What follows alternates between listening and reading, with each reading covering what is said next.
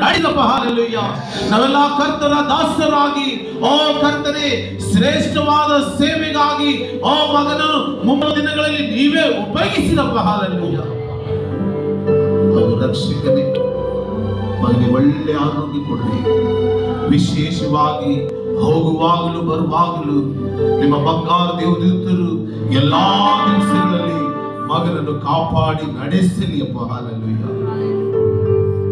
ಹೌದು ರಕ್ಷಕನೇ, ಲೋಕದಲ್ಲಿರುವಾಗ ತಂದೆ ತಾಯಿಗಳನ್ನು ಸನ್ಮಾನಿಸುವನಾಗಿ ಕರ್ತನೆ ನಿಮಗೆ ಮೆಚ್ಚುಗೆಯಾದ ಜೀವಿತವನ್ನು ಅವರು ಜೀವಿಸಲಿಕ್ಕಾಗುತ್ತೆ ಸಹಾಯ ಮಾಡಿ.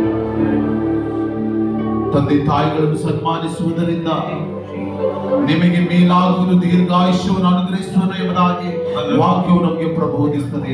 ಆ ವಾಕ್ಯದ ಹಾಗೆ ಮಗನು ಯಾವಾಗಲೂ ತಂದೆ ತಾಯಿಗಳನ್ನು ಗೌರವಿಸುವನಾಗಿದ್ದು, ಒಡ ಹುಟ್ಟಿದ ಅಕ್ಕಂದಿರನ್ನು ಗೌರವಿಸುವನಾಗಿದ್ದು, ಸಾಕ್ಷಿಯ ಮಗನಾಗಿ ಲೋಕದಲ್ಲಿ ಬಾಳ್ಲಿಕ್ಕಾಗುತ್ತೆ ಸಹಾಯ ಮಾಡಿ. ಅವನು ಓದುವ ವಿದ್ಯಾಭ್ಯಾಸದಲ್ಲಿ ಅವನ ಜೊತೆಗಿರ್ಲಿ ಅಪ್ಪ. ಹಾಲೆಲೂಯ.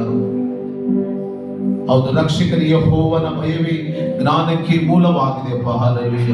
ನಿಮಗೆ ಭಯಪಡುವರಿಗೆ ನೀವು ವಿಶೇಷವಾದ ಜ್ಞಾನವನ್ನು ಕೊಡುವ ರಕ್ಷಕರಾಗಿದ್ದೀರಿ.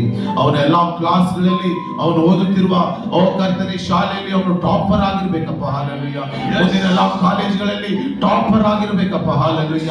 ಆ ರೀತಿ ಅವನಿಗೆ ಜ್ಞಾನವನ್ನು ದಯಪಾಲಿಸಿರಪ್ಪ. ಸೊಲೊಮೋನನಿಗೆ ಕೊಟ್ಟ ಜ್ಞಾನ ಮಗನಿಗೆ ನೀವೇ ದಯಪಾಲಿಸಿರಪ್ಪ. ಹಾಲೆಲೂಯ. ಹೌದು ರಕ್ಷಕನೇ, ಮತ್ತೊಮ್ಮೆ ಈ ಸಭೆಯ ಸಭಾಪಾಲಕರನ್ನು ಅಮ್ಮನವರು ನಿಮ್ಮ ಹತ್ತೊಟ್ಟಿಗೆ ಕೊಡುವನಾಗಿದ್ದೇನೆ. ಸಾಕ್ಷಿಗಾಗಿ ಕುಟುಂಬವನ್ನು ನೀವು ಇಟ್ಟಿರುವುದಕ್ಕಾಗಿ ಸ್ತೋತ್ರವಾಗಿದೆ.